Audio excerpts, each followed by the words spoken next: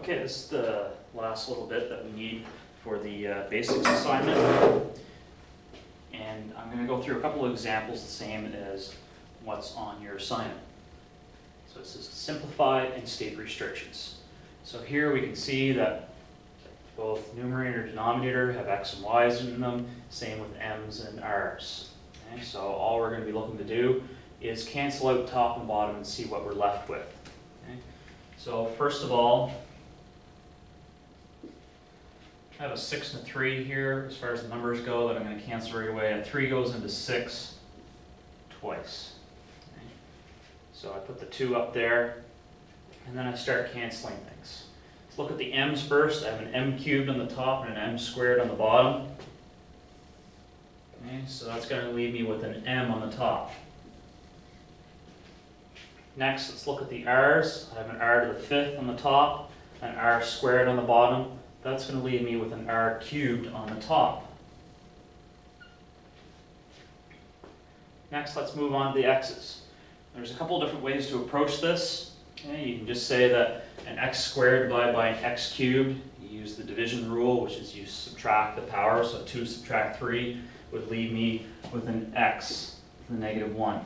Okay, that's one way to do it. The other way to do it, okay, kind of skipping ahead one step, all in one process here, is to look and say I have an x squared on the top, an x cubed on the top, or on the bottom here in the denominator. So I say the larger one is in the denominator. I go 3 subtract 2 gives me x in the denominator, or x to the 1. Now I look at the y's.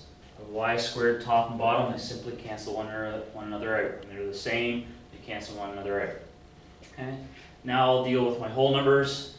3 is gone. I divide it into 6, left with 2. 2 times 2 leaves me with 4. Okay, so there's my answer. 4m r cubed divided by x. Okay, but I'm not quite done yet. I still have to state the restrictions, which basically means, is there anything that m or r or x cannot be? Okay? So the rule that we're looking at here is you're not allowed to divide by 0. Okay? So the only way I would be dividing anything here by 0 is if x was 0. So the restriction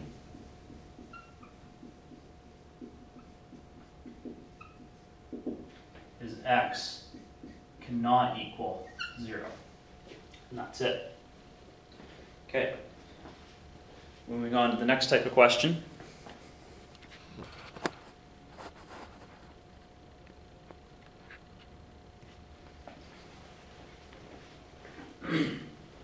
And you also have one like this on your assignment. Quickly go through this. Okay? I'm going to assume at this point, since this was back in grade 9 that you would have learned this, you know how to factor a trinomial, okay, into the two binomials that would produce it. Okay? So first I'm going to rewrite this because I have one fraction multiplied by another fraction divided by a fraction. So the rule when you divide by a fraction is to invert and multiply. So we'll do that first, so we're going to rewrite it. It's an x squared plus x minus 12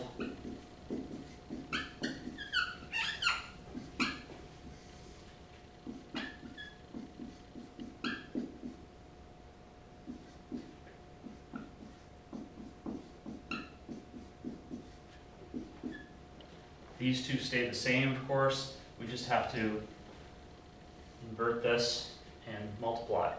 So the x squared plus 6x plus 5 goes on the top, and the x squared minus 5x plus 6 goes on the bottom. Okay. So now we have all multiplications involving fractions.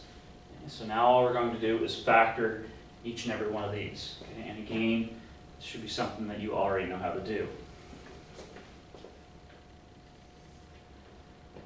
Okay, so for this one I need an x plus 4 onto an x minus 3. On the bottom it's going to be an x minus 7 onto an x plus 5.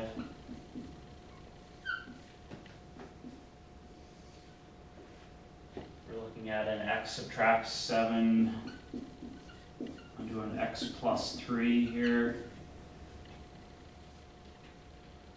Here we're looking at an x plus 4 onto an x plus 3.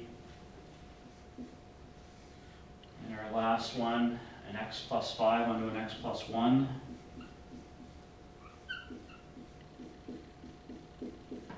And on the bottom, we're looking at an x subtract 3 onto an x subtract 2. Okay. And if you're rusty on this, you're definitely going to have to get brushed up on how to factor out these trinomials. And so you're going to see that more in this course. Alright, so now we've got it all factored out. Now we just look for things that cancel both top and bottom. Okay.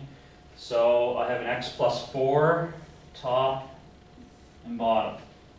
Let's see if I have an x minus 3. I do. I have one here and one here, top and bottom. X minus 7. Okay, I have one down here and on top, so one in the numerator and denominator. They cancel. The x plus 5. Okay, in the denominator, I also have one in the numerator, so they cancel out.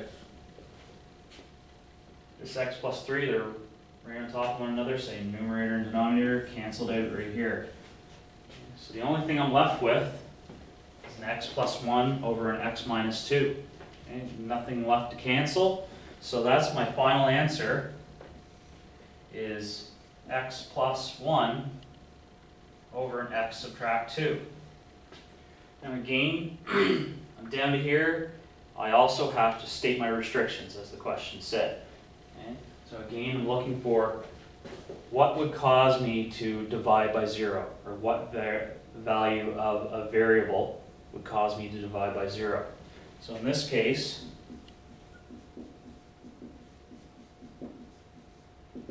looking at the denominator here, if x was 2, I'd have 2 subtract 2, which would give me 0 in the denominator. So x cannot be 2. So I simply state x cannot equal 2. And that's it.